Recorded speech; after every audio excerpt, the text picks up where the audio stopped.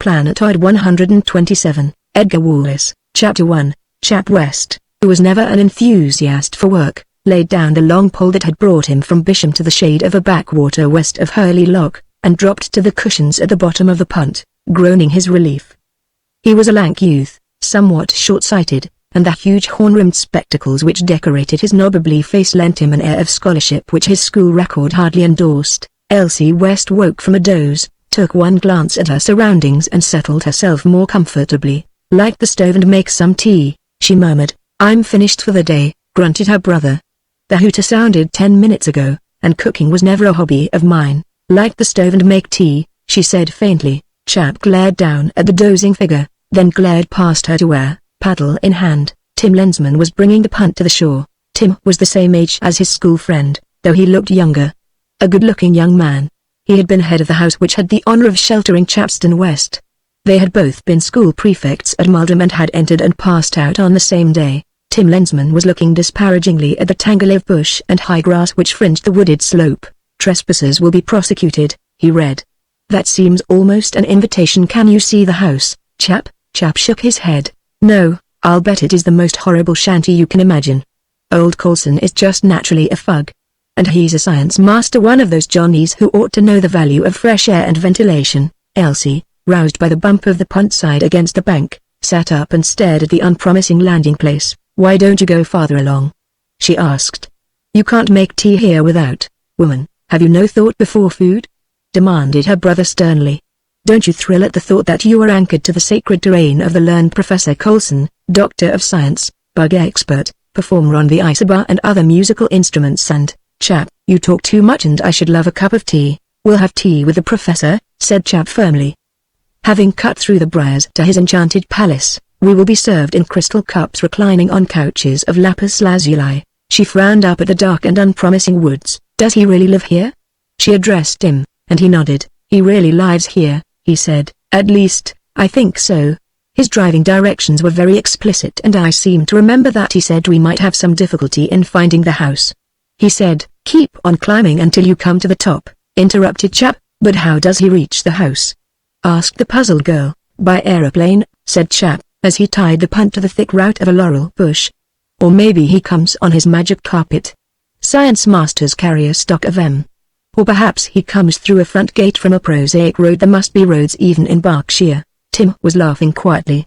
"It is the sort of crib old Coulson would choose," he said. "You ought to meet him, Elsie. He is the queerest old bird. Why he teaches at all I don't know, because he has tons of money, and he really is something of a magician.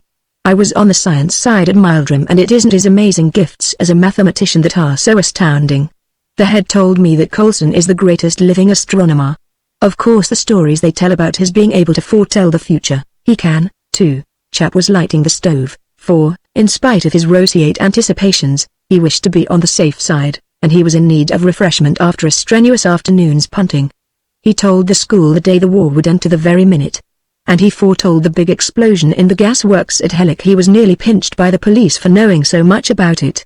I asked him last year if he knew what was going to win the Grand National and he nearly bit my head off. He'd have told Timothy Titus, because Tim's his favorite child. He helped the girl to land and they made a brief survey of the bank. It was a wilderness of a place, and though his eyes roved around seeking a path through the jungle, his search was in vain. An ancient signboard warned all and sundry that the land was private property, but at the spot at which they had brought the punt to land the bank had, at some remote period, been propped up. "Do you want me to come with you?" asked Elsie, obviously not enamored with the prospect of the forthcoming call. "Would you rather stay here?" asked Chap looking up from his stove. She gave one glance along the gloomy backwater with its weedy bed and the overhanging osiers. A water rat was swimming across the still water and this spectacle decided her. "No, I think I will come with you," she said, and added, "I don't like rats." "That was a vole," said Tim, shying a stone in the direction of the swimming rodent. Her pretty face puckered in an expression of distaste. "It looks horribly like a rat to me," she said.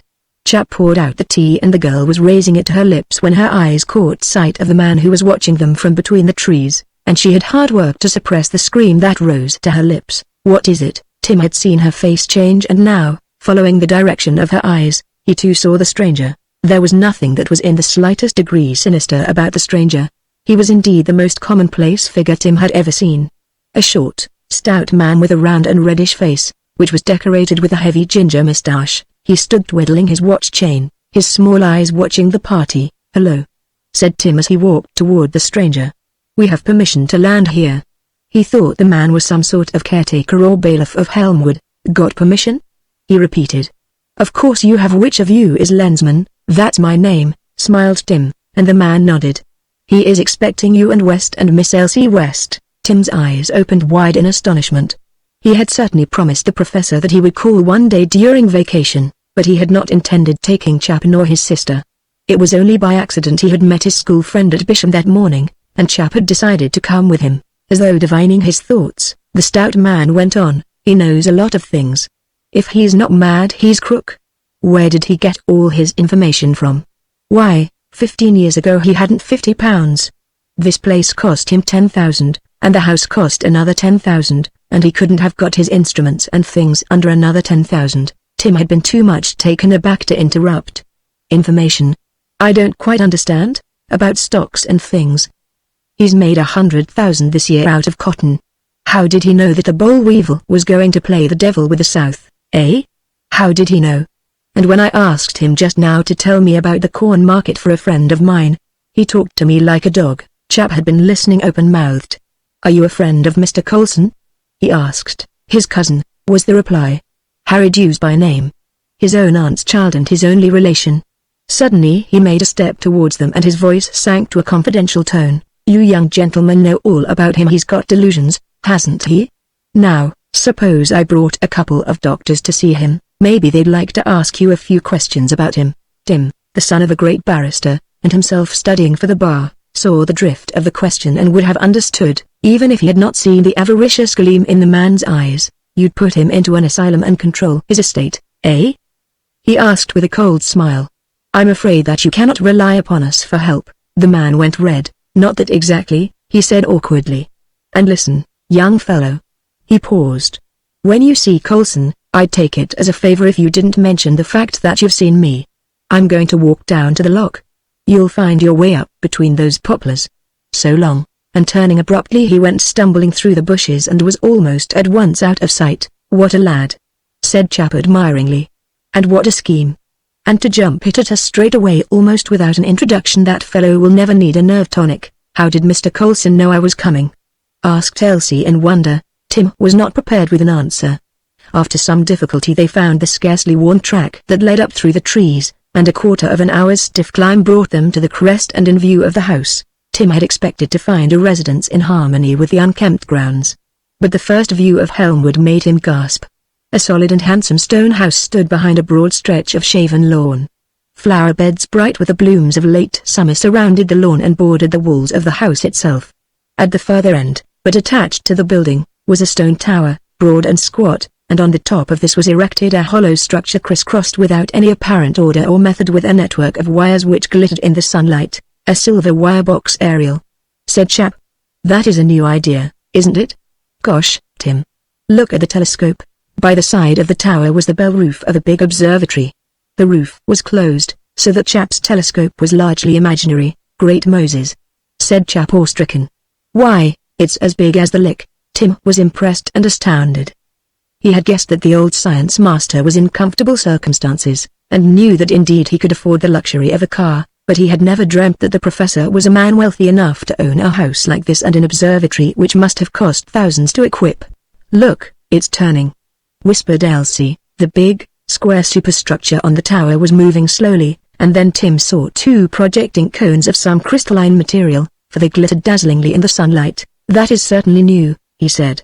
"It is rather like the gadget they are using for the new beam transmission, or whatever they call it, and yet it isn't." As he stood there, he saw a long French window open and a bent figure come out onto the lawn. Tim hastened towards the man of science and in a few minutes Chap was introducing his sister. "I hope you didn't mind my coming, sir," said Chap. "Lensman told me he was calling." "You did well to come," said Mr. Coulson courteously. "And it is a pleasure to meet your sister." Elsie was observing him closely and her first impression was one of pleasant surprise.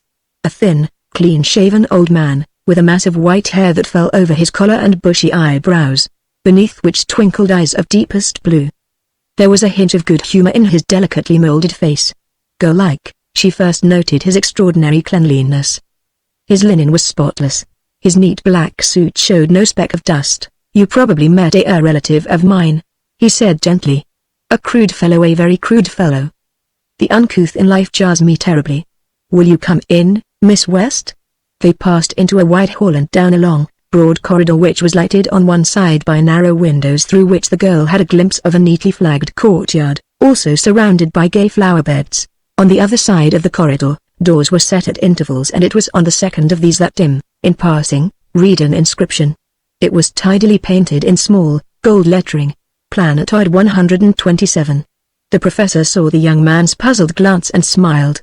"A little conceit of mine," he said. "Is that the number of an asteroid?" asked Tim, a dabbler in astronomy. "No, you may search the Berlin yearbook in vain for number 127, said the professor as he opened the door of a large and airy library and ushered them in. "There must be an asteroid by which, young lady, is meant one of those tiny planets which abound in the zone between Mars and Jupiter, and of which, Wit.Q. now named Eros is a remarkable example. My planetoid was discovered on a certain 12th of July 127. And it was not even an asteroid." He chuckled and rubbed his long white hands together. The library, with its walnut bookshelves, its deep chairs and faint fragrance of Russian leather, was a pleasant place, thought Elsie. Huge china bowls laden with roses stood in every possible point where bowls could stand. Through the open windows came a gentle breeze laden with the perfume of flowers. "Tea will be ready in a minute," said Mr. Coulson. "I ordered it when I saw you." "Yes, I am interested in asteroids." His eyes went mechanically to the corners of the room above the stone fireplace, and Tim, looking up, saw that there was a square black cavity in the oaken paneling and wondered what was its significance. "They are more real and tangible to me than the great planetary masses. Jupiter a vapor mass, Saturn a molten mass, yielding the secret of its rings to the spectroscope, Vulcan no planet at all, but a myth and a dream of imaginative and romantic astronomers. There are no intramercurial planets, by which I mean," he seemed to find it necessary to explain to Elsie, for which Chap was grateful, "that between Mercury, which is the nearest planet to the Sun, and the Sun itself, there is no planetary body, though some foolish people think there is and have christened it Vulcan." An elderly footman had appeared in the doorway and the professor hurried across to him. There was a brief consultation. Elsie suspected a domestic problem, and was right, and with a word of apology, he went out. "He's a rum bird," began Chap and stopped dead. From the black cavity above the fireplace came a thin whine of sound, and then a deafening splutter like exaggerated and intensified atmospherics. "What is that?" whispered the girl. Before Tim could answer, the spluttering ceased, and then a soft, sweet voice spoke. "Lo. Coulson. Jazzgashel. I speak you, Coulson. Planetoid 127. Big fire in my Zaya city. Big fire." There was a click and the voice ceased abruptly, and at that moment Professor Coulson came in. He saw the amazed group staring at the square hole in the wall, and his lips twitched. "You heard? I cut off the connection, though I'm afraid I may not get him again tonight." "Who is he, sir?" asked Tim, frowning. "Was that a transmission from any great distance?" The professor did not answer at once. He glanced keenly and suspiciously at the girl, as though it was her intelligence he feared. And then, "The man who spoke was a man named Coulson," he said deliberately, "and he spoke from a distance of 186 million miles." Chapter 2. They listened, dumbfounded. Was the old professor mad? The voice that had spoken to them was the voice of Coulson? 186 million miles? Said Tim incredulously. "But, Mr. Coulson, that was not your voice I heard." He smiled faintly and shook his head. "That was literally my alter ego, my other self," he said, and it seemed that he was going to say something else, but he changed the subject abruptly. "Let us have tea," he said, smiling at Elsie. "My butler brought the alarming news that the ice cream had not arrived, but it came whilst we were discussing that tragedy." Elsie was fascinated by the old man and a little scared, too. She alone of that party realized that the reference he had made to the voice that came 186 millions of miles was no jest on his part. It was Chap who, in his awkward way, brought the conversation back to the subject of mysterious voices. "They've had signals from Mars on Vancouver, sir," he said. "I saw it in this morning's papers." Again the professor smiled. "You think they were atmospherics?" suggested Elsie, and, to her surprise, Coulson shook his head. "No, they were not atmospherics," he said quietly, "but they were not from Mars. I doubt if there is any organic life on Mars, unless it be a lowly form of vegetation." "The canals," began Chap. That may be an optical illusion, said the science master. Our own moon, seen at a distance of 40 million miles, would appear to be intersected very much as Mars seems to be. The truth is, we can never get Mars to stand still long enough to get a definite photograph, from Jupiter? Suggested Chap, now thoroughly interested. Again Mr. Coulson smiled, a semi-molten mass on which life could not possibly exist. Nor could it come from Saturn, he went on tantalizingly, nor from Venus. Then where on earth do these signals come from? Blurted Chap, and this time Mr. Coulson laughed outright. As they sat at tea, Elsie glanced out admiringly upon the brilliant-hued garden that was visible through the big window, and then she saw something which filled her with astonishment. Two men had come into view round the end of a square-cut hedge. One was the man they had seen half an hour previously, the commonplace little fellow who had claimed to be a relative of the professor. The second was taller and older, and, she judged, of a better class. His long, hawk-like face was bent down towards his companion, and they were evidently talking on some weighty matter, to judge by the gesticulations of the stranger. By Jove! Said Chap suddenly. Isn't that Hildreth? Mr. Coulson looked up quickly, his keen blue eyes took in the scene at once. Yes, that is Mr. Hildreth, he said quietly. Do you know him? Rather, said Chap. He has often been to our house. My father is on the stock exchange, and Mr. Hildreth is a big pot in the city. Coulson nodded. Yes, he is a very important person in the city, he said, with just a touch of hidden sarcasm in his voice. But he is not a very important person here, and I am wondering why he has come again. He rose quickly and went out of the room, and presently Tim, who was watching the newcomers, saw them turn their heads as with one accord and walk out of sight, evidently towards the professor. When the old man came back there was a faint flush in his cheek and a light in his eye which Tim did not remember having seen before. They are returning in half an hour, he said, unnecessarily it seemed to Elsie. She had an idea that the old man was in the habit of speaking his thoughts aloud, and here she was not far wrong. Once or twice she had the uncomfortable feeling that she was in the way, for she was a girl of quick intuitions, and though Professor Coulson was a man of irreproachable manners, even the most scrupulous of hosts could not wholly hide his anxiety for the little meal to end. We're taking up your valuable time, Mr. Coulson, she said with a dazzling smile, as she rose when tea was over and offered him her hand. I think there's going to be a storm, so we had better get back. Are you coming with us, Tim? Why, surely began Chap, but she interrupted him. Tim said he had an engagement near and was leaving us here, she said. Tim had opened his mouth to deny having made any such statement, when a look from her silenced him.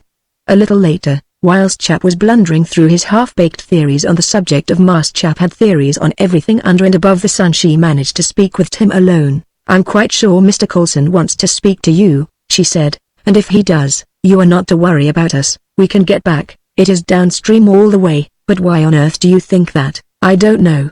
She shook her head. But I have that feeling. And I'm sure he did not want to see you until those two men came. How miraculously right she was soon proved. As they walked into the garden towards the path leading to the riverside, Coulson took the arm of his favorite pupil and, waiting until the others were ahead, he said, would it be possible for you to come back and spend the night here, Lensman? Why, yes, sir, said Tim in astonishment. In his heart of hearts he wanted to explore the place, to see some of the wonders of that great instrument house which, up to now, Coulson had made no offer to show them. What was in the room marked Planetoid 127 inches. And the queer receiver on the square tower that had some unusual significance, he was certain. And, most of all, he wanted to discover whether the science master had been indulging in a little joke at the expense of the party when he claimed to have heard voices that had come to him from 186 millions of miles away. Return when you can, said Coulson in a low voice, and the sooner the better. There are one or two things that I want to talk over with you. I waited an opportunity to do so last term, but it never arose. Can you get rid of your friends? Tim nodded. Very good, then. I will say goodbye to them. Tim saw his companions on their way until the punt had turned out of sight round the osiers at the end of the backwater, and then he retraced his steps up the hill. He found the professor waiting for him, pacing up and down the garden, his head on his breast, his hands clasped behind him. Come back into the library, Lensman, he said, and then, with a note of anxiety in his voice, you did not see those precious scoundrels? Which precious scoundrels? You mean Dawes and Hildreth? Those are the gentlemen, said the other. You wouldn't imagine, from my excited appearance when I returned to you, that they had offered me no less than £1 million? Tim stared in amazement at the master. £1 million, sir?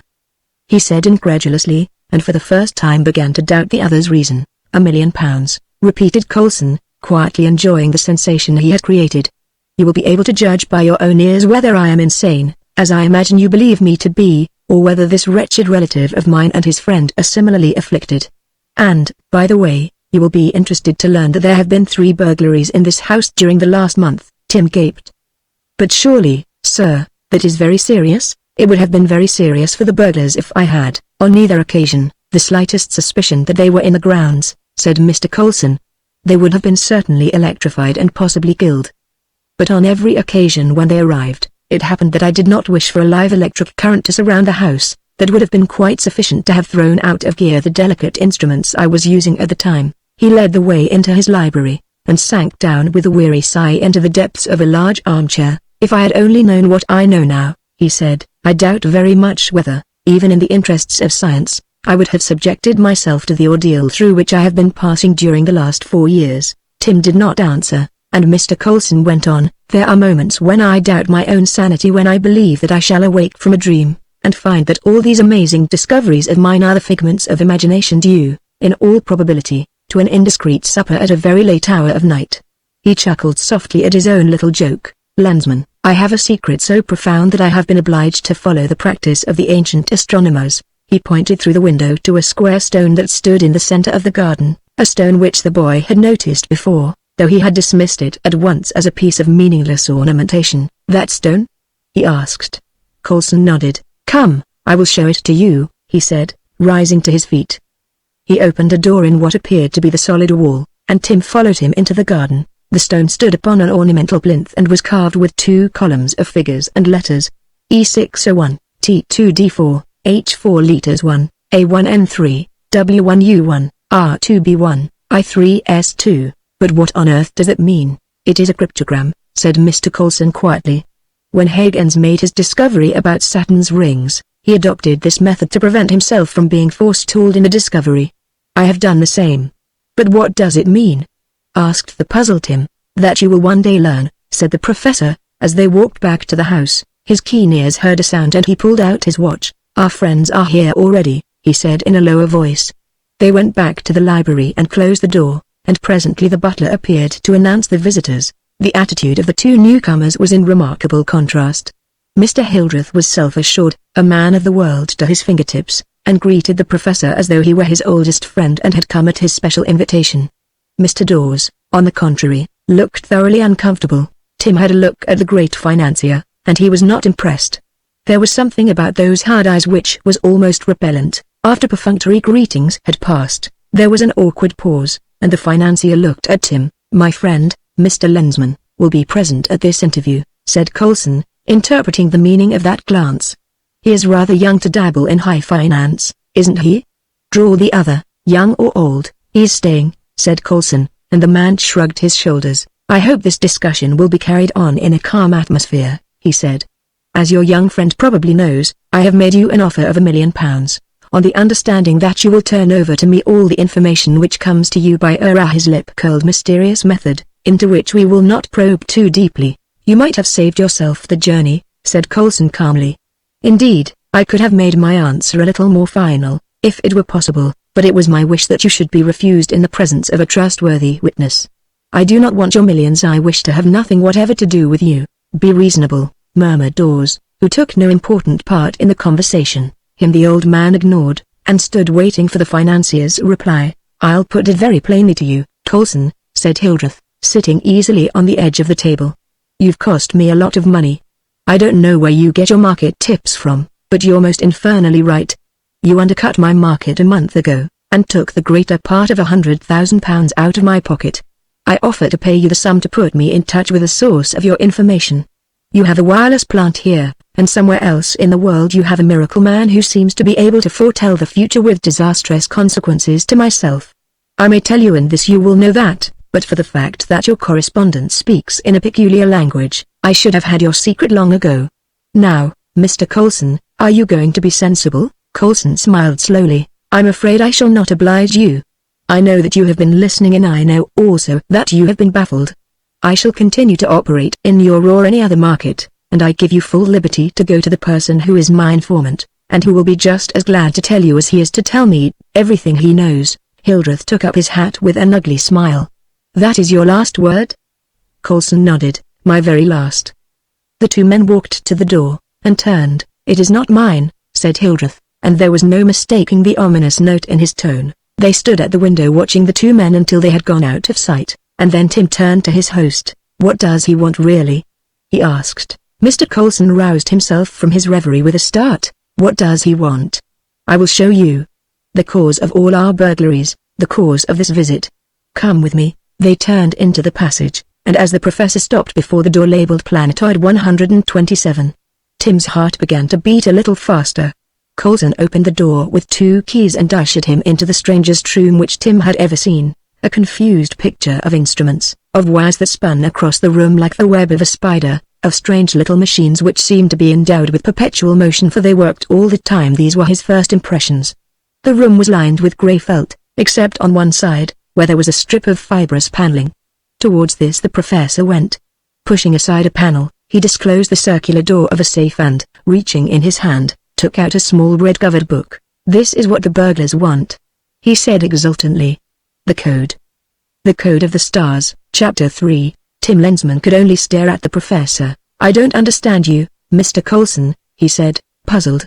"You mean that book is a code? An ordinary commercial code?" Coulson shook his head. "No, my boy," he said quietly, "that is something more than a code. It is a vocabulary of 6,000 words. The simplest and the most comprehensive language that humanity has ever known. That is why they are so infinitely more clever than we," he mused.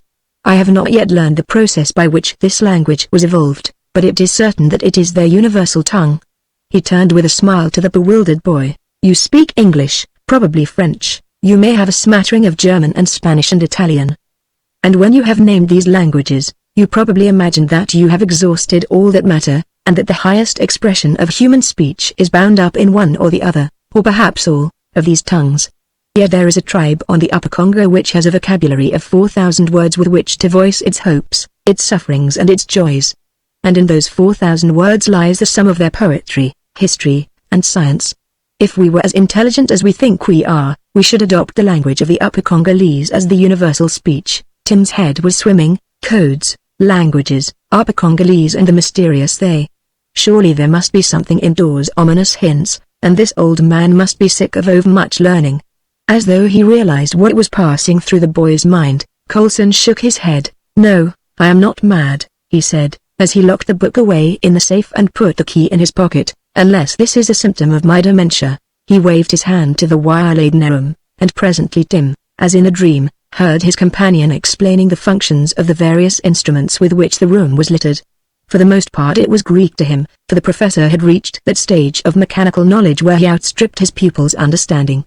It was as though a professor of higher mathematics had strolled into the algebra class and lectured upon ultimate factors.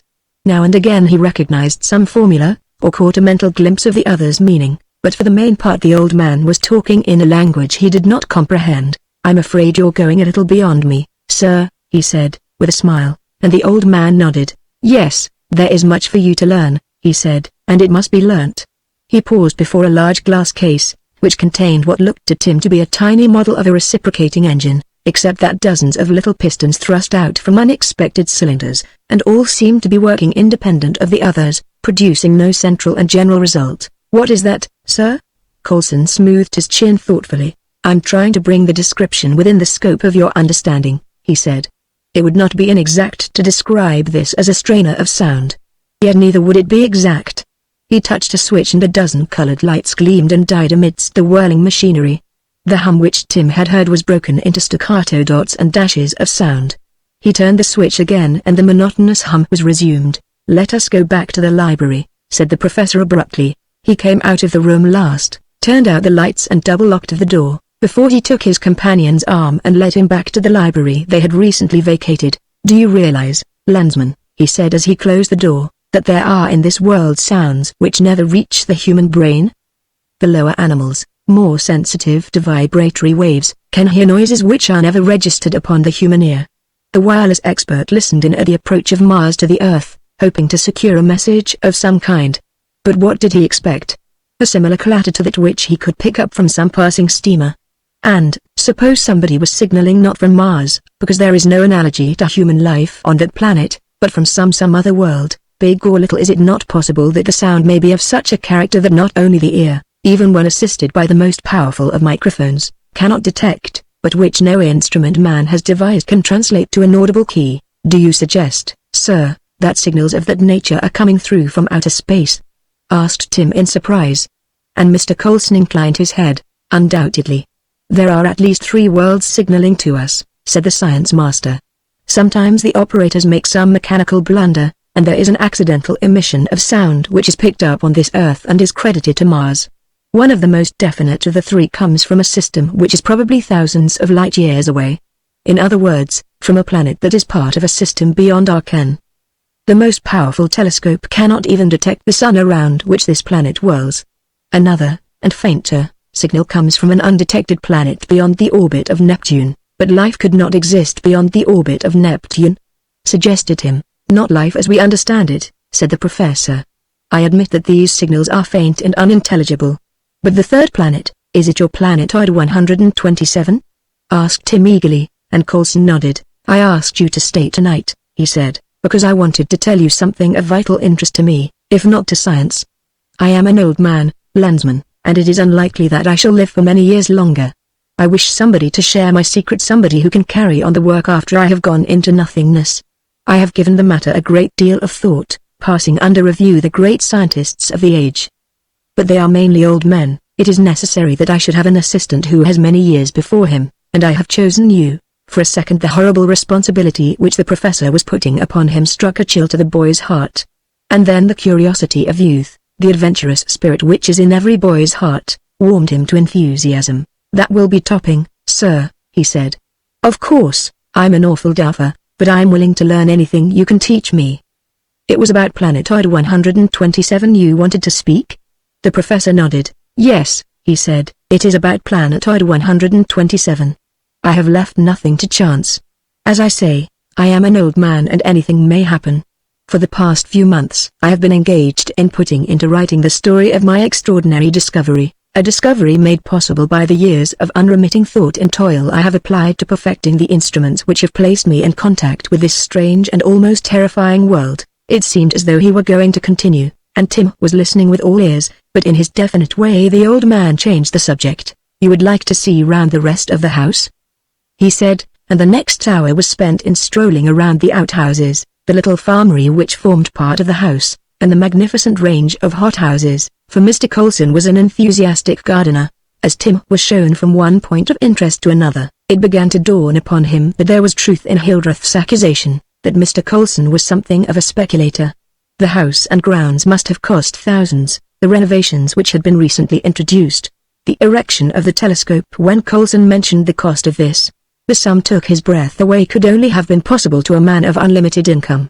Yet it was the last thing in the world he would have imagined, for Coulson was of the dreamy, unmaterial type, and it was difficult to associate him with a successful career on the stock exchange. When Mr. Coulson opened the gates of the big garage, the boy expected to see something magnificent in the way of cars.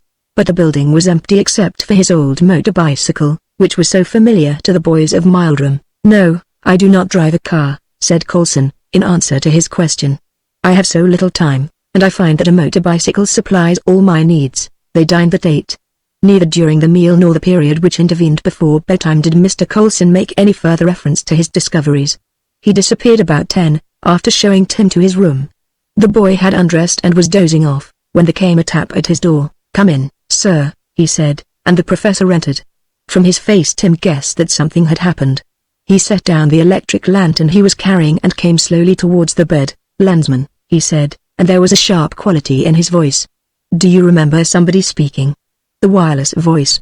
"I was not in the library when the call came through, so I did not hear it distinctly." Tim recalled the mysterious voice that had spoken in the library from the aperture above the fireplace. "Yes, sir, you told me, it was Coulson." I know," said the professor impatiently. "But tell me how he spoke?" His tone was almost querulous with anxiety. "I only heard the end." "Was it a gruff voice, rather like mine?" Tim shook his head. "No, sir," he said in surprise, "it was a very thin voice, a sort of whine." "A whine?" The professor almost shouted the question. "Yes, sir." Coulson was fingering his chin with a tremulous hand. "That is strange," he said, speaking half to himself. "I have been trying to get him all the evening, and usually it is simple. I received his carrier wave. Why should his assistant speak? I have not heard him for 3 days." "What did he say?" Tim told him, as far as he could remember, the gist of the message which had come through, and for a long time the professor was silent. "He does not speak English very well, the assistant, and he would find a difficulty in putting into words. You see, our language is very complicated." And then, with a smile, "I interrupted your sleep." He walked slowly to the door and stood for a while, the handle in his hand, his chin on his breast. "If anything should happen, you will find my account in the most obvious place." He smiled faintly. "I'm afraid I am not a very good amateur mason." With these cryptic words he took his departure. Tim tossed from side to side and presently dropped into an uneasy doze. He dreamt that he and the professor were stalking through black, illimitable space. Around, above, below them blazed golden suns, and his ears were filled with the roar of whirling planets. Then suddenly the professor cried out in a terrible voice, "Look, look!" And there was a sharp crash of sound, and Tim sat up in bed, the perspiration streaming from every pore. Something had wakened him. In an instant he had slipped out of bed, pulled on his dressing gown, thrust his feet into his slippers, and had raced out into the corridor.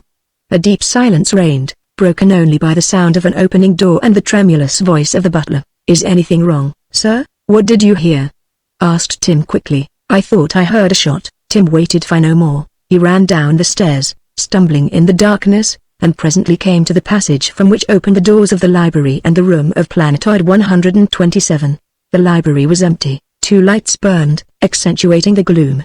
A quick glance told him that it was not here the professor was to be sought. He had no doubt that in his sleep he had heard the cry of the old man. He turned on the light in the corridor, and, trying the door of the Planetoid room, to his consternation found it was open. The room was in darkness, but again memory served him.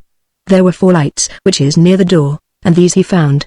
Even as he had opened the door he could detect the acrid smell of cordite, and when the light switched on he was not unprepared for the sight which met his eyes. The little machine which Coulson had described as the sound strainer was a mass of tangled wreckage. Another instrument had been overturned, ends of cut wires dangled from roof and wall. But his eyes were for the moment concentrated upon the figure that lay beneath the open safe. It was Professor Coulson, and Tim knew instinctively that the old man was dead. Chapter 4. Coulson was dead. He had been shot at close quarters, for the hair about the wound was black and singed. Tim looked over his shoulder to the shivering butler who stood in the doorway. "Get on the telephone to the police," he said, and, when the man had gone, he made a brief examination of the apartment. The destruction which the unknown murderer had wrought was hurried but thorough. 6 delicate pieces of apparatus, the value and use of which Tim had no idea, had been smashed. 2 main wires leading from the room had been cut, but the safe had obviously been opened without violence, for the key was still in the lock. It was the shot which had wakened the boy, and he realized that the safe must have been opened subsequent to the murder. There was no need to make an elaborate search to discover the manner in which the intruder had effected his entry. One of the heavy shutters which covered the windows had been forced open, and the casement window was ajar. Without hesitation, lightly clad as he was, Tim jumped through the window onto a garden bed. Which way had the murderer gone? Not to the high road, that was certain. There could only be one avenue of escape, and that was the path which led down to the backwater. He considered the situation rapidly. He was unarmed, and, even if the assassin was in no better shape, which he obviously was not, he would not be a match for a powerfully built man. He vaulted up to the windowsill as the shivering butler made his reappearance. "I've telephoned the police, they're coming up at once," he said. "Is there a gun in the house, any kind?" said Lensman quickly. "There's one in the hall cupboard, sir," replied the man, and Tim flew along the corridor, wrenched open the door, found the shotgun and, providentially, a box of cartridges. Stopping only to snatch an electric hand lamp from the hall stand, he sped into the grounds and made his way down the precipitous path which led to the river. His progress was painful, for he felt every stone and pebble through the thin soles of his slippers. He had switched on the light of the hand lamp the moment he had left the house, and here he was at an advantage over the man he followed, who was working in the dark and dared not show a light for fear of detection. That he was on the right track was not left long in doubt. Presently the boy saw something in his path, and, stooping, picked up a leather pocket case, which, by its feel, he guessed contained money. Evidently in his hurry the murderer had dropped this. Nearer and nearer to the river he came, and presently he heard ahead of him the sound of stumbling footsteps, and challenged his quarry. "Halt," he said, "or I'll shoot." The words were hardly out of his mouth when a pencil of flame quivered ahead in the darkness. Something wanged past his head and struck the bole of a tree with a thud. Instantly Tim extinguished his lamp. The muzzle of his gun advanced, his finger on the trigger. He moved very cautiously in pursuit. The man must be somewhere near the river now. The ground was falling more steeply. There was no sound ahead until he heard a splash of water, the hollow sound of feet striking the bottom of a boat, and a faint chug-chug of engines. A motor launch. Even as he reached the riverside he saw the dark shape slipping out towards the river under cover of the trees. Raising his gun, he fired. Instantly another shot came back at him. He fired again. He might not hit the assassin, but he would at any rate alarm the lockkeeper. Then, as the little launch reached the opening which brought it to the river, he saw it slow and come almost to a standstill. For a second he thought the man was returning, and then the explanation flashed upon him.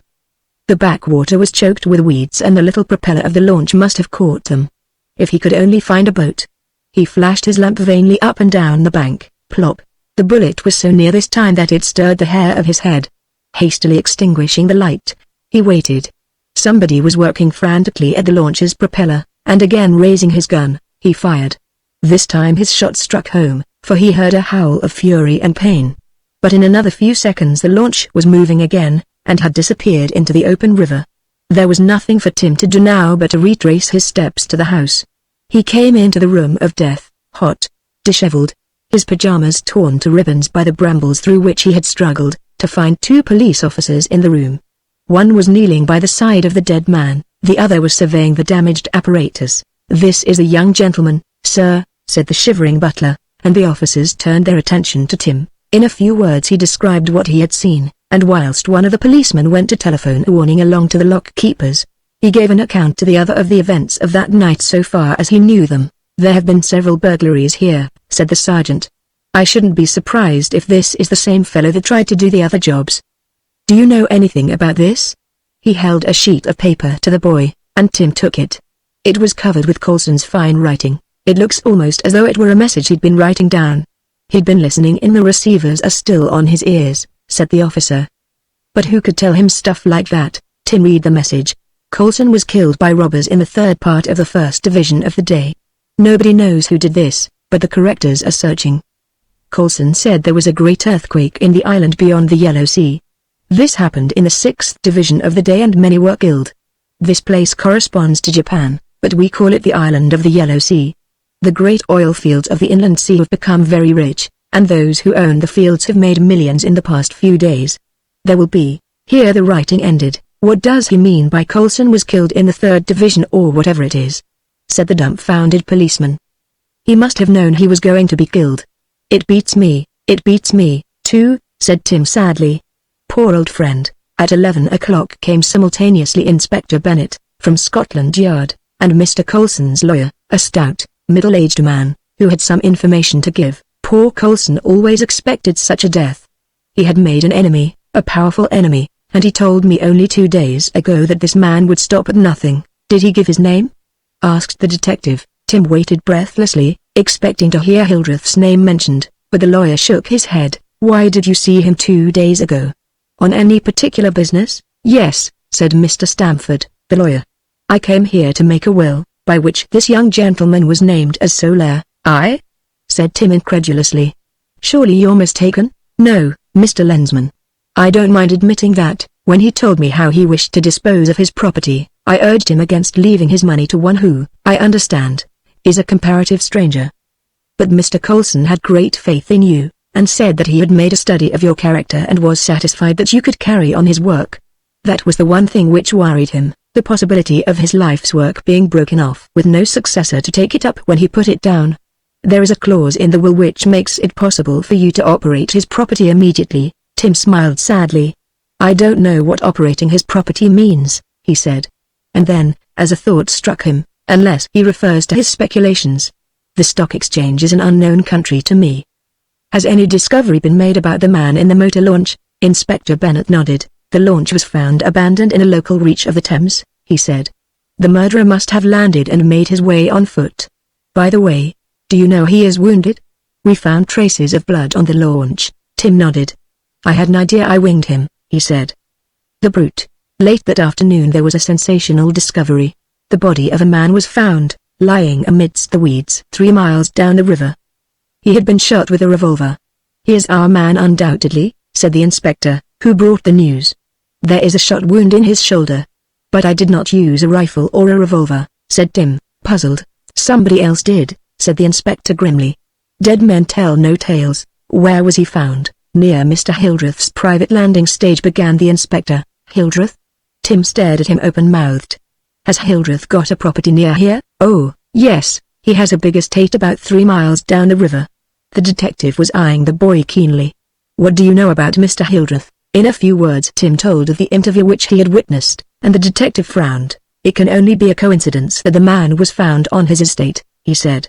Mr. Hildreth is a very rich man and a justice of the peace. Nevertheless, he did not speak with any great conviction, and Tim had the impression that Bennett's view of Hildreth was not such an exalted one as he made out. Borrowing the old motor bicycle of a science master, he rode over to Bisham and broke the news to Chap West and his sister.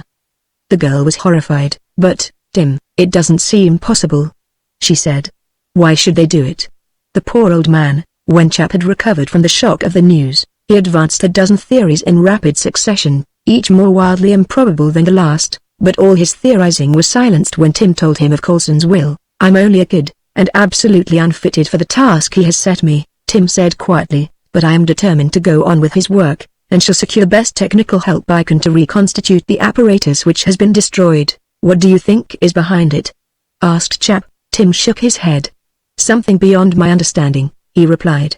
Mr. Coulson made a discovery, but what that discovery was we have to learn. One of the last things he told me was that he had written out a full account of his investigations, and I am starting an immediate search for that manuscript. And then there is the stone in the grounds, with all those queer figures and letters which have to be deciphered. Have you any idea what the nature of the discovery was? Asked Chap. Tim hesitated. Yes, I think I have, he said. Mr. Coulson was undoubtedly in communication with another planet. Chapter 5. Then it was Mars, cried Chap triumphantly. Of course it was not Mars, interrupted his sister scornfully. Mr. Coulson told us distinctly that there was no life on Mars. Where is it, Tim? He asked. I don't know.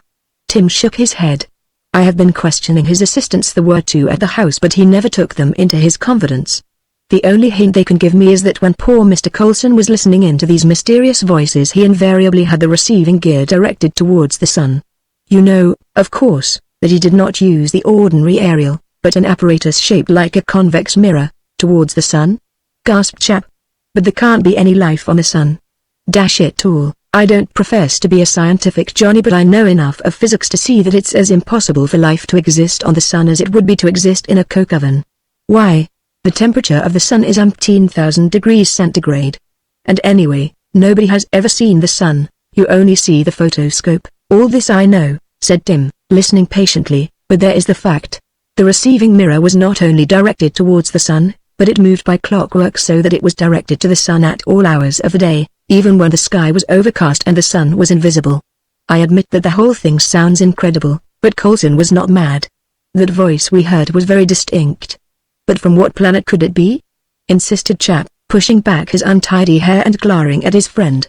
Go over 'em all, eliminate Mars and the sun, of course, and where is this world? Venus, Mercury, Jupiter, Saturn, Uranus, Neptune. Phew. You're not suggesting that it is one of the minor planets, are you?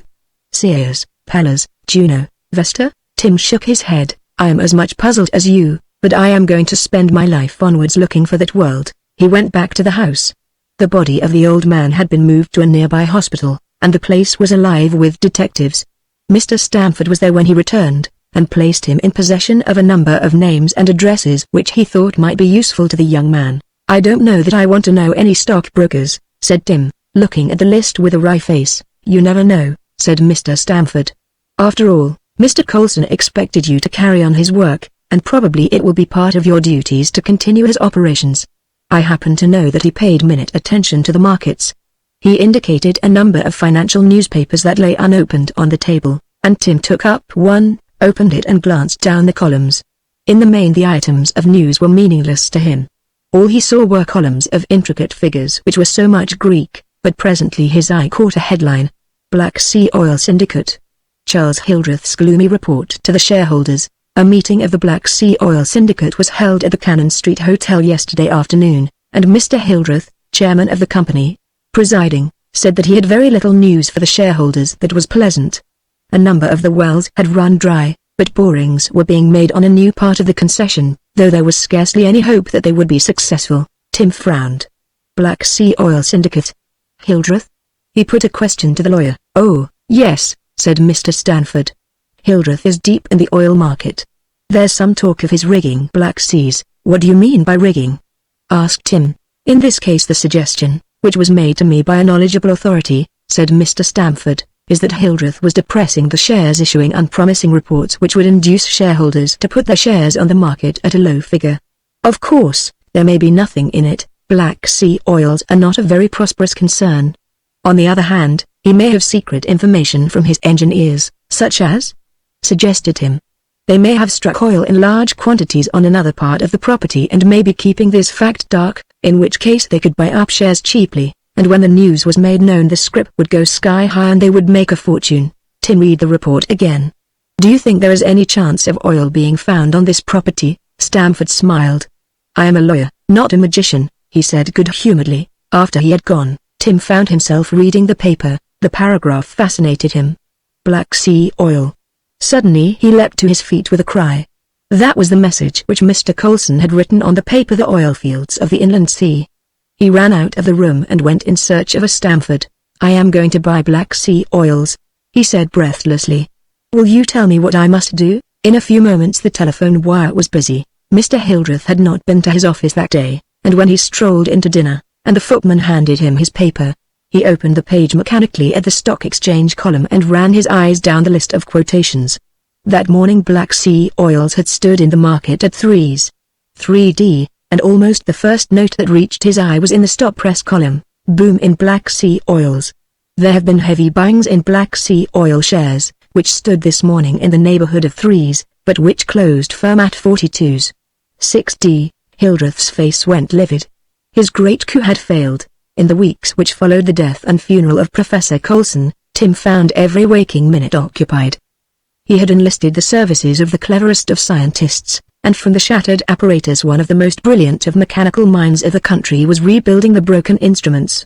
Sir Charles Layman, one of the foremost scientific minds in England, had been called into consultation by the lawyer, and to him Tim had related as much as he knew of Professor Coulson's secret. I knew Coulson, said Sir Charles, he was undoubtedly a genius.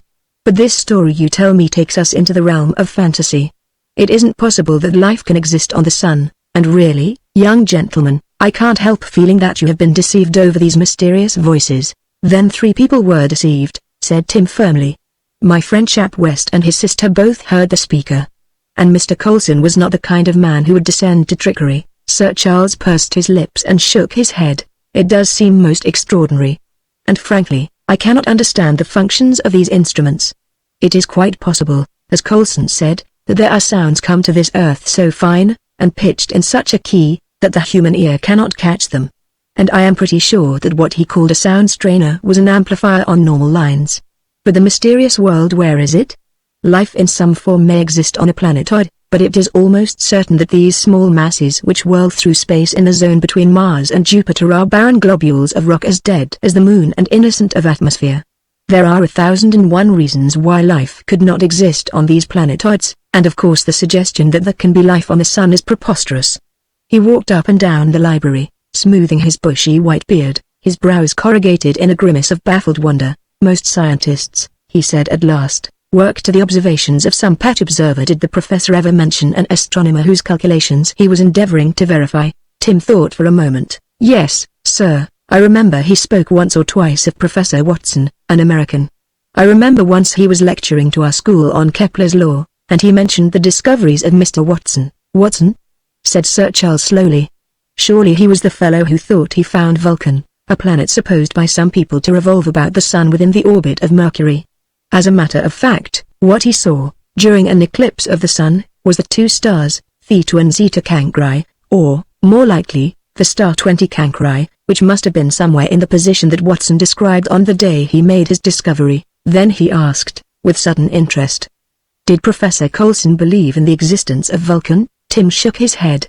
No, sir, he derided the idea. He was right, nodded Sir Charles. Vulcan is a myth. There may be intramercurial bodies revolving about the sun, but it is extremely unlikely. You have found no data, no photographs. The word photograph reminded Tim. Yes, there is a book full of big enlargements, but mostly of a solar eclipse, he said. They were taken on Friday Island last year. Would you get them for me? Asked Sir Charles, interested. Tim went out and returned with a portfolio, which he opened on the table. Sir Charles turned picture after picture without speaking a word, then he laid half a dozen apparently similar photographs side by side and pored over them with the aid of a magnifying glass. They were the conventional type of astronomical photo, the black disk of the moon, the bubbling white edges of the corona, but evidently Sir Charles had seen something else, for presently he indicated a speck with a stylo. These photographs were taken by different cameras, he said. And yet they all have this. He pointed to the pinpoint of white which had escaped Tim's observation. It was so much part of the flame of the corona that it seemed as though it were a spark thrown out by one of those gigantic eruptions of ignited gas that flame up from the sun's surface. Surely that is a speck of dust on the negative? Said Tim. But it is on all the negatives, said Sir Charles emphatically. No, I cannot be sure for the moment. But if that is not Zeta or Theta Cancris, it is too large for the star 20 Cancris, then we may be on the way to rediscovering Professor Coulson's world. At his request, Tim left him, whilst, with the aid of charts and almanacs, he plunged into intricate calculations. When Tim closed the door and came into the corridor, he saw the old butler waiting. Mr. Hildreth is here, sir, said the man in a low voice, as though he also suspected the sinister character of the financier. I've put him in the blue drawing room. Will you see him, sir? Tim nodded and followed the servant. Hildreth was standing by a window, looking out upon the lawn, his hands behind him. And he turned, with a quick, bird-like motion as he heard the sound of the turning handle. Mr. Lensman, he said, I want a few words with you alone. The young man dismissed the butler with a gesture. Well, sir? He asked quietly. I understand that you have engaged in a little speculation. You are rather young to dabble in high finance, drawled Hildreth. Do you mean Black Sea oils? Asked Tim bluntly. I had that stock in mind. What made you buy, Mr. Lensman, or rather, what made your trustee buy, for I suppose that, as you're underage, you would hardly carry out the transaction yourself. I bought because I am satisfied that Black Sea oils will rise. A slow smile dawned on Hildreth's hawk-like face. If you had come to me, he said coolly, I could have saved you a great deal of money. Black Sea oils today stand at 50 shillings, they are worth less than 5 pence. You are little more than a boy, he went on suavely, and I can well understand how the temptation to gamble may have overcome you. But I was a friend of Coulson's, and I do not like the thought of your money being wasted. I will take all the stock off your hands, paying you at the price you paid for it. That is very generous of you, said Tim dryly, but I am not selling. And as for Mr. Coulson being a friend of yours, a very good friend, interrupted the other quickly, and if you tell people that he and I were enemies it may cost you more than you bargained for. There was no mistaking the threat in his tone, but Tim was not to be browbeaten. Mr. Hildreth, he said quietly, nobody knows better than you that you were bad friends with Mr. Coulson. He was constantly spoiling your market, you said as much. You believed that he was possessed of information which enabled him to operate to your detriment, and you knew this information came by wireless, because you had listened in, without, however, understanding the language in which the messages came. You guessed there was a code, and I believe that you made 1 or 2 efforts to secure that code. Your last effort ended in the death of my friend. Chapter 6. Hildreth's face went white. Do you suggest that I am responsible for Coulson's death? You were responsible directly and indirectly, said Tim. You sent a man here to steal the codebook, a man who has been identified this afternoon as a notorious criminal. Whether you told him to shoot, or whether he shot to save his skin, we shall never know. The burglar was killed so that he should not blab. By whom? Asked Hildreth steadily. You know best, was the curt reply. Tim opened the door and stood waiting.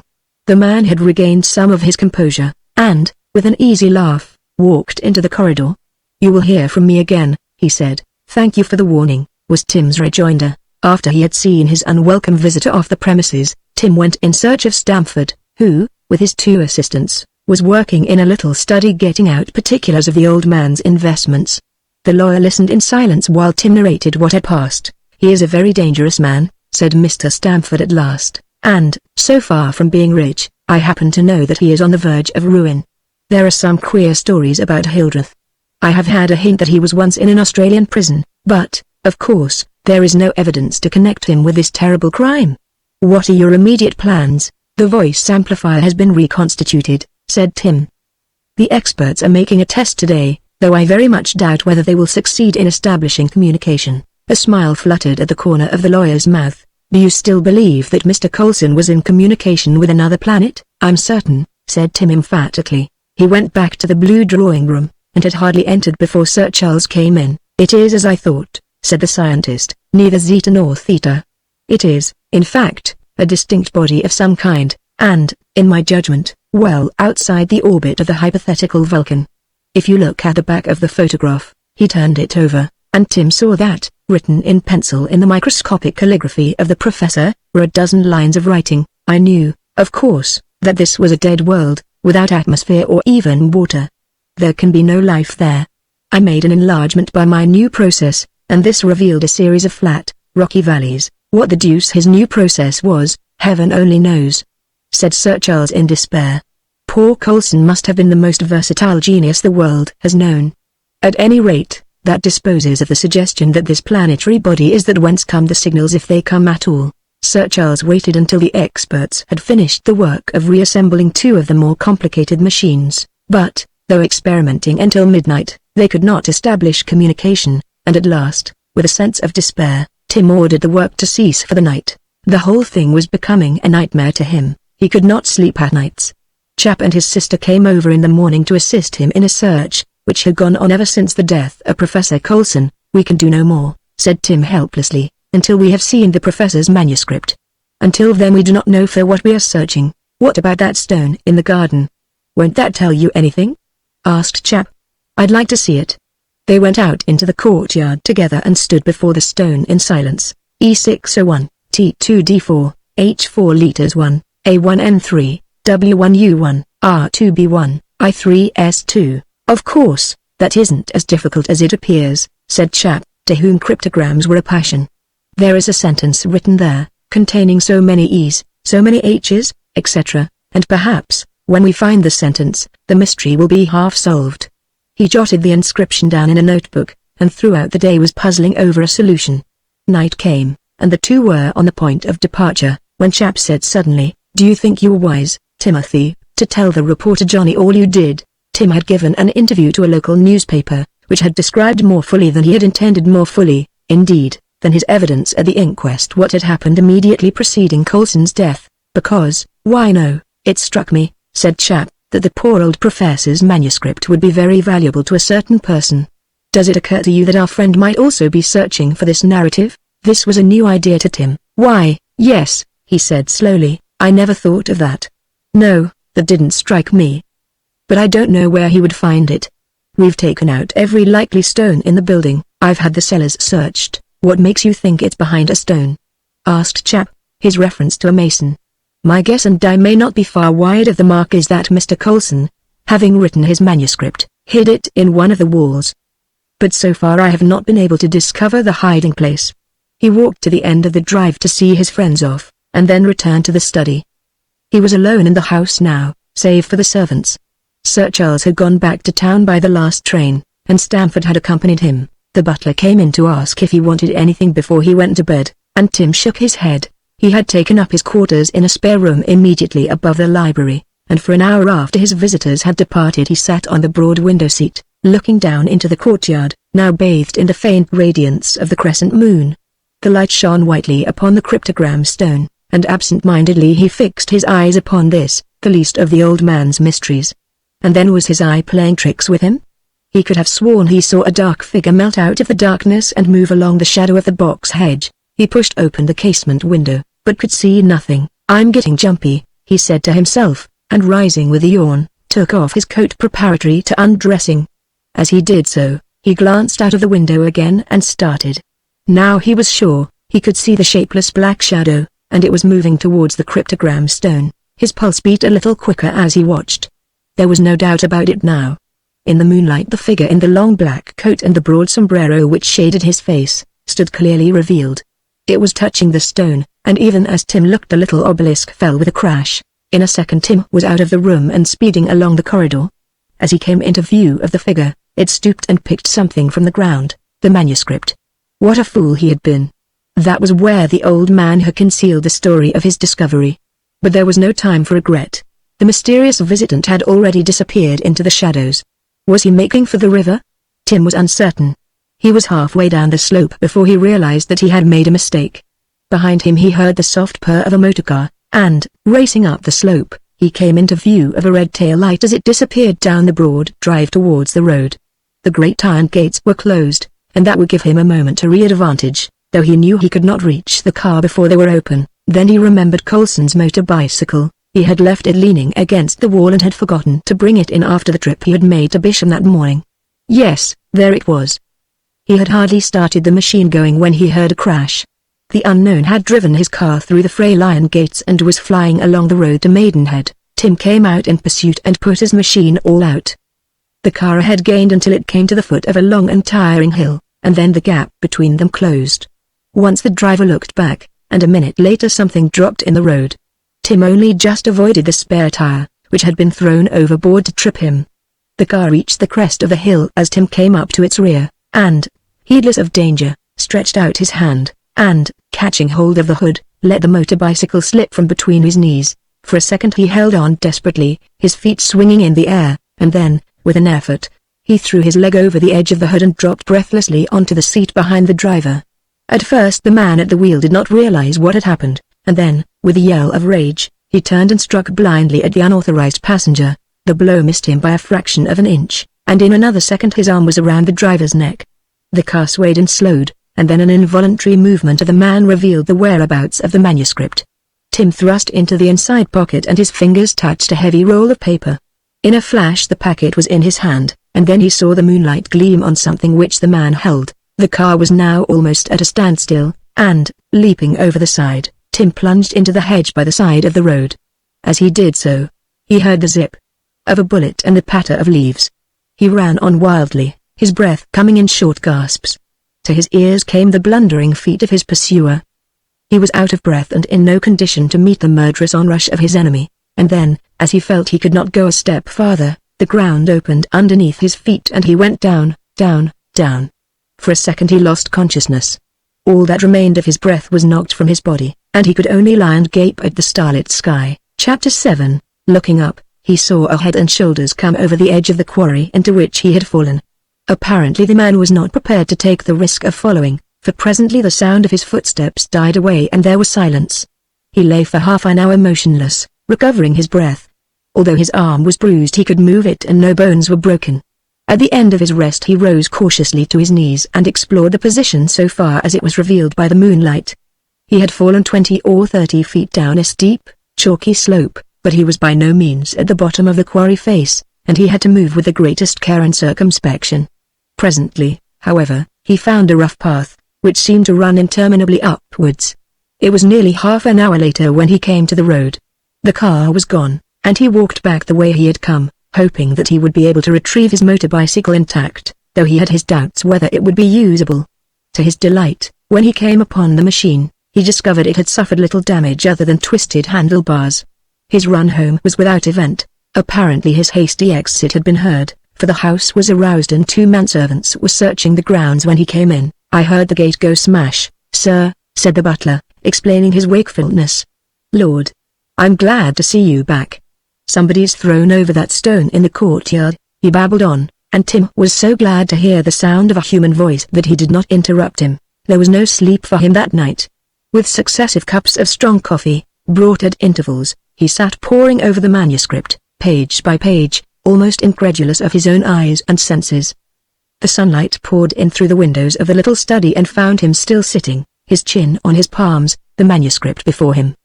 He had read it again and again until he knew almost every word. Then, locking the papers away in the safe, he walked slowly to the instrument room, and gazed in awe at this evidence of the dead man's genius. Something within him told him that never in future would human speech pulsate through this network of wires, never again would that queer little amplifier bring within human hearing the thin sounds of space. Even the code was gone, the vocabulary, reduced with such labor to a dictionary of 6,000 words. He turned the switch and set the little machine working, saw the multicolored lights gleam and glow. This much the mechanics had succeeded in doing.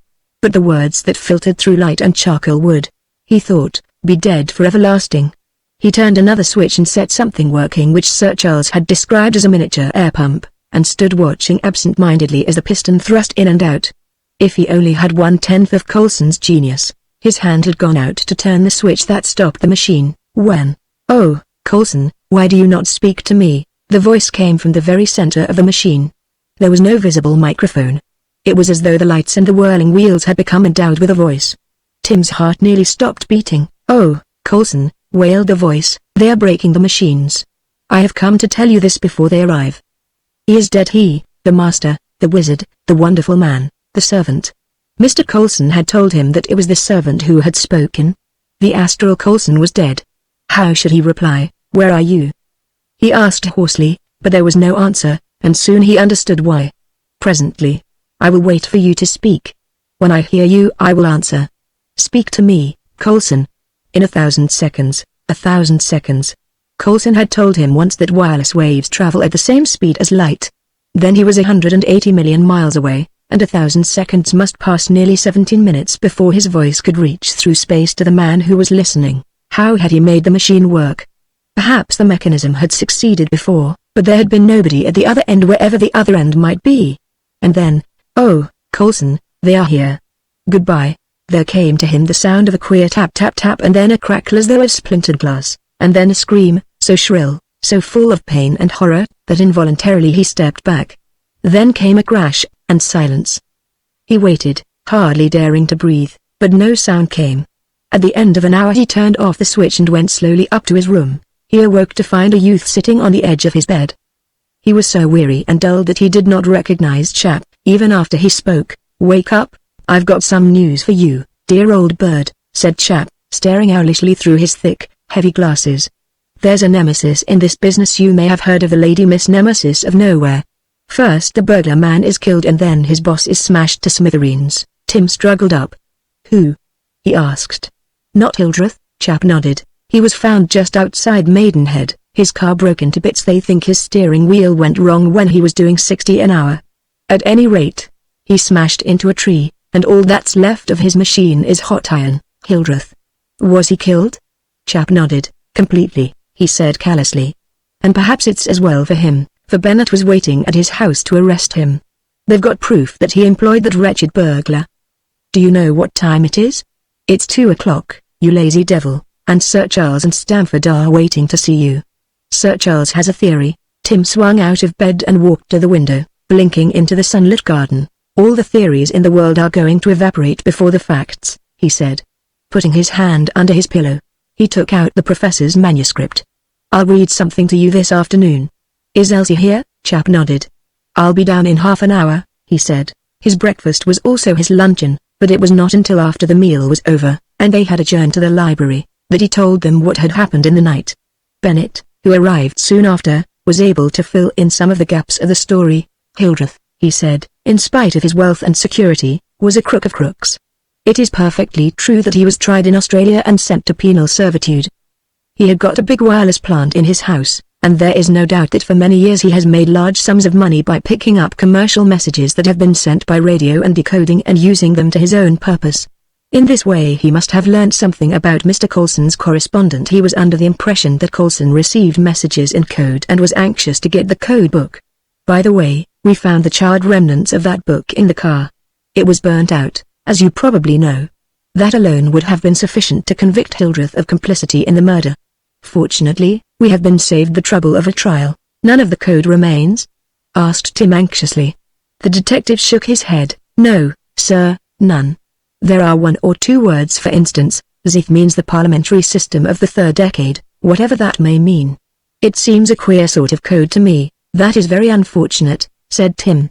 "I had hoped to devote my time to telling the history of this strange people, and the book would have been invaluable." "Which people is this?" asked Sir Charles, puzzled. "Did our friend get into communication with one of the lost tribes?" Tim laughed, in spite of himself. "No, sir. I think the best explanation I can offer you is to read Mr. Coulson's manuscript, which I discovered last night. It is one of the most remarkable stories that has ever been told, and I'll be glad to have you here, Sir Charles, so that you may supply explanations which do not occur to me. Is it about the planet?" asked Sir Charles quickly, and Tim nodded. "Then you have discovered it. It is a planetoid." Tim shook his head. "No, sir," he said quietly.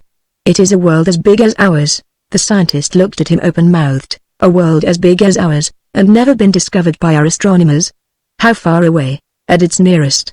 180 million miles, said Tim. "Impossible!" cried Sir Charles scornfully. "It would have been detected years ago." "It is absolutely impossible. It has never been detected because it is invisible," said Tim. "Invisible? How can a planet be invisible? Neptune is much further distant from the sun." "Nevertheless, it is invisible," said Tim. "And now," he said, as he took the manuscript from his pocket, "if you will give me your attention, I will tell you the story of Neo." Incidentally, the cryptogram on the stone reads, "Behind the sun is another world." Chapter 8. Tim turned the flyleaf of the manuscript and began reading in an even tone. "The story of Neo. My name," the manuscript began, "is Charles Royton Colson. I am a Master of Arts of the University of Cambridge, science lecturer at a Mildrum School, and I have for many years been engaged in the study of the Hertzian waves, and that branch of science commonly known as radiology. I claim in all modesty to have applied the principles which Marconi brought nearer to perfection, when wireless telegraphy was unknown. And I was amongst the pioneers of wireless telephony. As is also generally known, I am a mathematician and have written several textbooks upon astronomy. I am also the author of a well-known monograph on the subject of the inclinations of the planetary orbits, and my treatise on the star Orionis is familiar to most astronomers. For many years I engaged myself in studying the alterations of ellipses following the calculations and reasonings of Lagrange, who to my mind was considerably less of a genius than Professor Adams, to whom the credit for the discovery of Neptune should be given. Here followed a long and learned examination of the incidence of Neptune's orbit, as influenced by Uranus. My astronomical and radiological studies were practically carried on at the same time. In June, 1914, my attention was called to a statement made by the superintendent of the great wireless telegraph station outside Berlin, that he had on 3 separate occasions taken what he described as slurred receptions from an unknown station. He gave excellent technical reasons why these receptions could not have come from any known station, and he expressed the opinion, which was generally scoffed at, that the messages he had taken came from some extraterrestrial source. There immediately followed a suggestion that these mysterious dashes and dots had come from Mars. The matter was lost sight of owing to the outbreak of the European War, and when, in 1915, the same German engineer stated that he had received a distinct message of a similar character, the world, and particularly the Allied world, rejected the story, for the credibility of the Germans at that period did not stand very high. A year later, the wireless station at Cape Cod also reported signals, as did a private station in Connecticut, whilst the government station at Rio de Janeiro reported that it had heard a sound like a flattened voice. It was obvious that these stories were not inventions, and I set to work on an experimental station which I had been allowed to set up at the school, and after about 6 months of hard toil I succeeded in fashioning an instrument which enabled me to test my theories. My main theory was that, if the sound came from another world, it would in all probability be pitched in a key that would be inaudible to human ears. For example, there is a dog whistle which makes no sound that we detect, but which is audible to every dog. My rough amplifier had not been operating for a week when I began to pick up scraps of signals and scraps of words unintelligible to me, but obviously human speech. Not only was I able to hear, but I was able to make myself heard, and the first startling discovery I made was that it took my voice 1007 seconds to reach the person who was speaking to me. I was satisfied now that I was talking to the inhabitants of another world, though, for my reputation's sake, I dared not make my discovery known.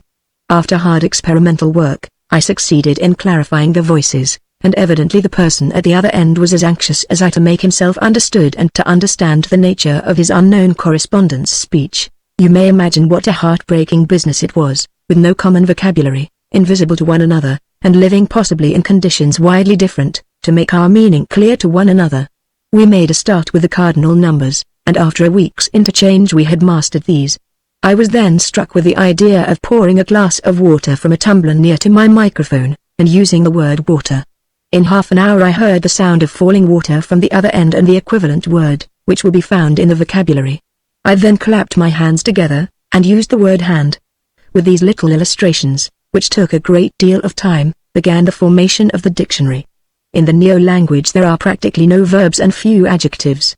Very much is indicated by a certain inflection of voice, even the tenses are similarly expressed, and yet, in spite of this, the Neothians to whom I spoke had no very great difficulty, once I had learnt the art of the inflection, in supplying the English equivalent. All the time I was searching the heavens in a vain endeavor to discover the exact location of this world, which was, from the description I had, exactly the same size as ours, and therefore should have been visible. I had maps of the southern hemispheres, reports from the astronomers of Cape Town and Brisbane, but they could offer me no assistance. It was certain that there was in the heavens no visible planetary body as big as Neo. The chief difficulty I had lay in the fact that the voices invariably came from the direction of the sun, and it was as certain as anything could be that life could not exist on that great golden mass. Notwithstanding this, unless my mirror was turned to the sun, I received no message whatever, and even in the middle of the night, when I was communicating with Neo, it was necessary that I should follow the sun's course. Then came the great eclipse, and, as you know, I went to the South Sea Islands to make observations. It was our good fortune to have fine weather, and at the moment of total eclipse I took several particularly excellent photographs, some of which you will find in the portfolio marked L. In these and photographs taken by other astronomers, you will see, if you make a careful observation, close to the corona, a tiny speck of light, which at first I thought was my world, but which afterwards I discovered was a dead mass of material upon which it was impossible for life to exist. One night, when I was turning over the matter in my mind, and examining each photograph in the study of my house on the Thames, the solution flashed on me. This tiny speck, which was not a star, and was certainly not Vulcan, was the satellite of another world, and that world was moving on the same orbit as our own Earth, following exactly the same course, but being, as it was, immediately opposite to us behind the sun, was never visible. On whatever part of the ellipse we might be, the sun hid our sister world from us, and that was why the voice apparently came from the sun, for it was through the solar center that the waves must pass. Two Earths chasing one another along the same path, never overtaking, never being overtaken, balancing one another perfectly. It was a stupendous thought. I conveyed to my unknown friend, who called himself Coulson, though I am under the impression that that was due to a misconception on his part as to what Coulson meant. He probably thought that Coulson was the English word for scientist, and I asked him to make observations. These he sent to me after a few days, confirming my theory. It was after we had begun to talk a little more freely, and my acquaintance with the language had increased so that I could express myself clearly, that it occurred to me there was an extraordinary similarity both in our lives and our environment. And this is the part in my narrative which you will find difficult to believe. I discovered that these two worlds were not only geographically exact, but that the incidents of life ran along on parallel lines. There were great wars in Neo, great disasters, which were invariably duplicated on our Earth, generally from 2 to 3 days before or after they had happened in this new world. Nor was it only the convulsions of nature that were so faithfully reproduced. Men and women were doing in that world exactly as we were doing in ours. There were stock exchanges and streetcars, railways, aeroplanes, as though twin worlds had produced twin identities, twin inspirations. I learnt this first when my friend told me that he had been seeking me for some time. He said that he had had a broken knee some 5 years ago, and during his enforced leisure he had pointed out the possibility of his having another identity. He said he was frequently feeling that the person he met for the first time was one in reality whom he had seen before, and he was conscious that the thing he did today, he had done a week before. That is a sensation which I also have had, and which every human being has experienced. But to go back to the story of his having been laid up with a broken knee. He had no sooner told me this than I realized that I also had had a broken knee. I had a spill on my motor bicycle, and that I had spent the hours of my leisure pondering the possibility of there being another inhabited planet. There is a vulgar expression, frequently met with amongst neurotic people, that they have twin souls. In very truth this man was my twin soul, was me, had lived my life, thought my thoughts, performed every action which I performed. The discovery staggered me, and I began to fear for my reason, so I went to London and consulted an eminent Harley Street specialist. He assured me that I was perfectly normal and sane, and offered me the conventional advice that I should go away for a holiday. Then one day my astral friend, Coulson, incidentally mentioned that there was great excitement in his town because a man had bought some steel stock which had since risen considerably in price. He mentioned the name, and, glancing through a newspaper, I saw the name of a stock which sounded very similar to that of which he had told me. Moreover, the price was very much as he had mentioned it, and the wild idea occurred to me that if happenings were actually duplicated, I might possibly benefit by my knowledge. With great trepidation I invested the whole of my savings, which were not very considerable, in these shares, and a few days later had the gratification of selling out at a colossal profit. I explained to my friend at the next opportunity what I had done, and he was considerably amused, and afterwards took an almost childish delight in advising me as to the violent fluctuations in various stocks. For years I have bought and sold with considerable benefit to myself. Not only that, but I have been able to warn governments of impending disasters. I informed the Turkish government of the great Armenian earthquake, and warned the Lamban Shipping Company of the terrible disaster which overtook one of their largest liners, though I was not thanked for my pains. After this had been going on for some years, I was prepared to learn that my friend had incurred the enmity of a rich man, whom he called Fez on his side, and that this had been brought about unwittingly through me. For this is a curious fact, not everything on this new world is 3 days in advance of ours. Often it happened that the earth was in advance, and I was able, in our exchanges, to tell him things that were happening here which had not yet occurred in Neo, with the result that he followed my example, and in the space of a year had become a very rich man. Coulson, as I called him, had a servant, whose name I have never learnt. He was called the equivalent to helper, and I guess, rather than know, that he is a much younger man than my double, for he said that he had been to school as a pupil of Coulson's. He too learnt quickly, and if there is any difference in the two worlds, it is a keener intelligence. They are more receptive, quicker to grasp essentials. There are necessarily certain differences in their methods of government, but these differences are not vital. In Neo men are taught the use of arms, and receive their guerdon of citizenship, which I presume is the vote, only on production of a certificate of proficiency. But in the main their lives run parallel with ours. The very character of their streets, their systems of transportation, even their prison system, are replicas of those on this earth. The main difference, of course, is that their one language is universal. I intend at a later date writing at greater length on the institutions of Neo, but for the moment it is necessary that I should set down particulars of the machines and apparatus employed by me in communicating with our neighbors. Here followed 20 closely written pages of technical description. Tim folded the manuscript and looked around at the astonished faces. Stamford was the first to break the silence. Preposterous. He spluttered. Impossible. Absurd. It's a nightmare. Another world, good God, I believe every word of it. It was Sir Charles's quiet voice that stilled the agitated lawyer. Of course, that is the speck by the side of the corona. Not the world which poor Coulson found, but the moon of that world. But couldn't it be visible at some time? Sir Charles shook his head. Not if it followed the exact orbit of the Earth and was placed directly opposite, that is to say, immediately on the other side of the Sun. It might overlap at periods, but in the glare of the Sun it would be impossible to see so tiny an object. No, there is every possibility that Coulson's story is stark truth. He took the manuscript from Tim's hand and read rapidly through the technical description. With this, he said, touching the paper, we shall be able to get into communication with these people. If we only had the vocabulary.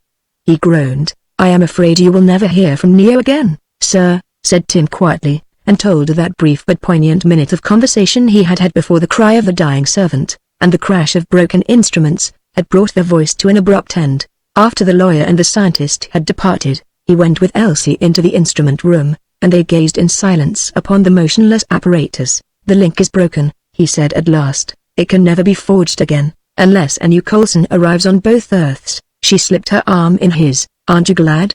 She asked softly.